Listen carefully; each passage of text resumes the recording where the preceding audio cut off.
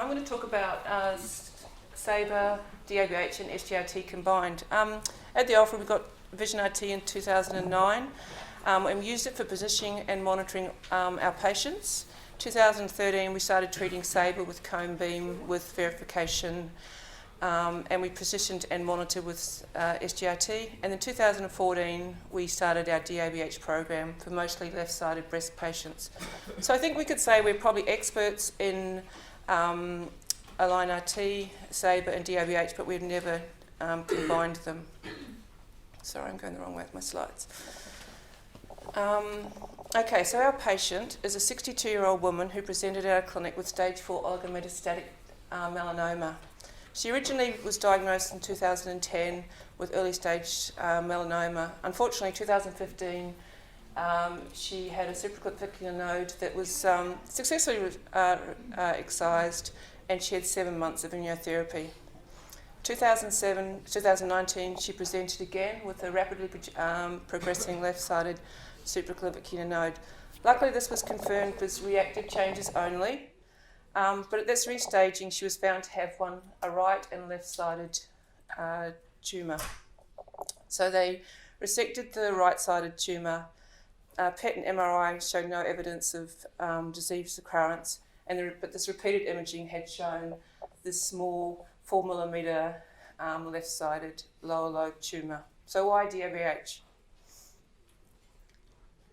Sorry, I've got to get this mouse right. I'll just show you her tumour. So the crosshairs actually are across where her tumour is. So there's considerable movement and free breathing. It was also extremely difficult to visualise given its small size. So treating this patient in free breathing would have really required us to treat a considerable large treatment volume, encompassing this volume to make sure that we included the tumour. Just play it again.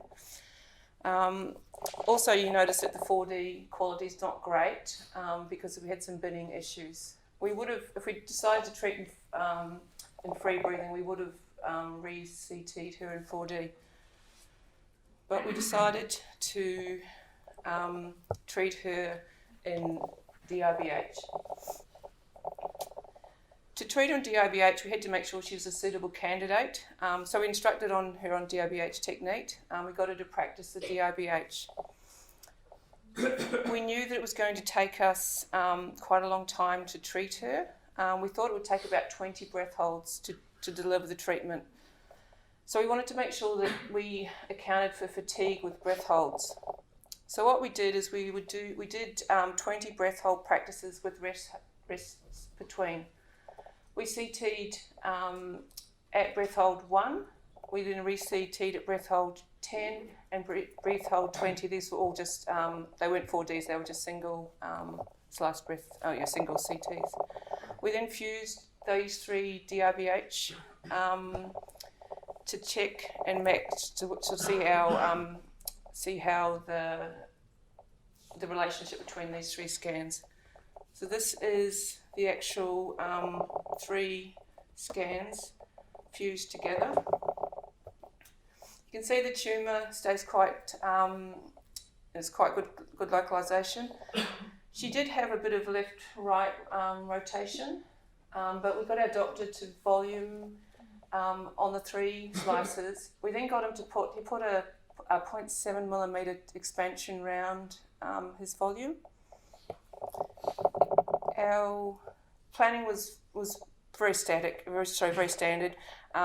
We decided to only use coplanar fields because we didn't want to have the complexities of non-coplanar fields. And now most of our patients are coplanar anyway.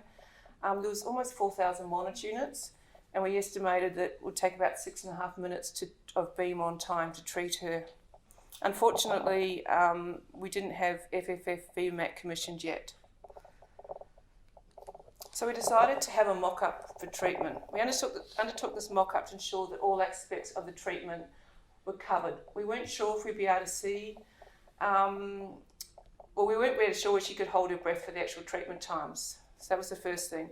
We decided to do a spotlight CVCT, which takes about 35 seconds, and we decided to pause halfway for the patient to breathe. We wanted to know, can the tumour be visualised on our cone beam CT? And also we wanted to know the relationship between the external surface and the internal anatomy. We also wanted to work out our SGRT tolerances, and the other thing is, can SGRT track the patient during the cone beam and during the treatment? So we had a few problems at the first mock-up. She was unable to reproduce the same breath hold as in CT, so we weren't able to use the breath hold DICOM, which we normally do. We decided, we had a second mock-up. She didn't go very well with the real-time monitoring device, so we had a second mock-up, and we decided that we would capture a new reference image and cone beam off that. So at the second mock-up, we realised we had really good correlation between our SGRT surface and our reference image, and so then we were happy to proceed to treatment. One of the other things that we found was that she would often be quite slow to obtain a breath hold. She would have this strange rotational position, and I think that probably related to the fact she had one arm up. She had one arm up because she had one arm down because of the surgery, and she would sometimes take about 10 seconds to get into a stable position. The other thing that we need to take into account that there's about a 10-second delay every time you do the cone beam for the preparation of the cone beam CT. This is the first day cone beam match. So, we could see it. You can see the PTV, and so all we really needed to make sure that the tumour was within our PTV. Our normal process with Sabre is that we cone beam when we move to 0. But because we're in DIBH, our normal process with DIBH is that you have to capture a new reference image after you've done a move, and there's a certain amount of time that the patient's not monitored while you pause and capture the new image. So we weren't comfortable to take a new reference capture and not re-cone beam. So we decided that as long as we were within that 0.3, within our PTV, as long as the tumour was within there, that we wouldn't move. So we had a 0.3 tolerance on our match. And that was sort of, I mentioned before, that was in our expansion, the 0.7 expansion that the doctor did for us. So these are our three fractions. The first day, everything. The worst one was a 0.27 on the long. The third fraction, you can see in red, there's a 0.44, and that day we decided, we moved, we re-cone beamed, and then we proceeded from treatment from there.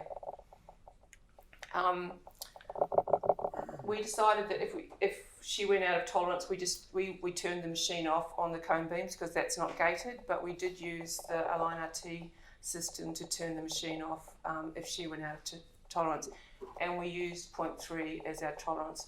We had tried to use a tighter tolerance, but she probably wasn't the most ideal candidate to start with, but like most centres, we were sort of forced into doing it because her only other options was a large volume or to wait for the tumour to grow so it could be visualised. So that's how we did, why we decided to proceed.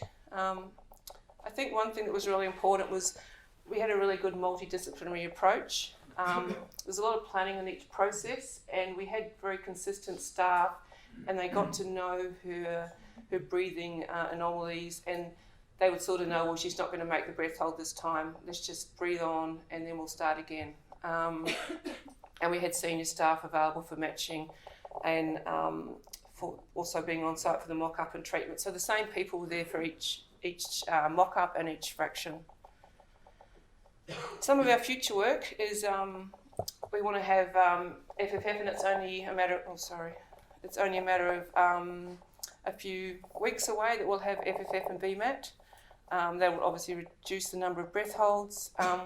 We wanted to review the cone beam CT and the Align RT real-time deltas. we have looked at those, and we've looked at them previously for our other SABR patients. Unfortunately with this lady, because she had so many, we'd often have to stop during the cone beam and repeat it. It wasn't, we could see the relationship between Align RT and the cone beam real-time deltas, but it wasn't good enough to perhaps present. But we were comfortable that the Align RT was able to track the internal motion for this particular patient, which was good. Every time we cone beamed, when we were in, the tumour was in, and if we were out, it was out. So we were comfortable with that.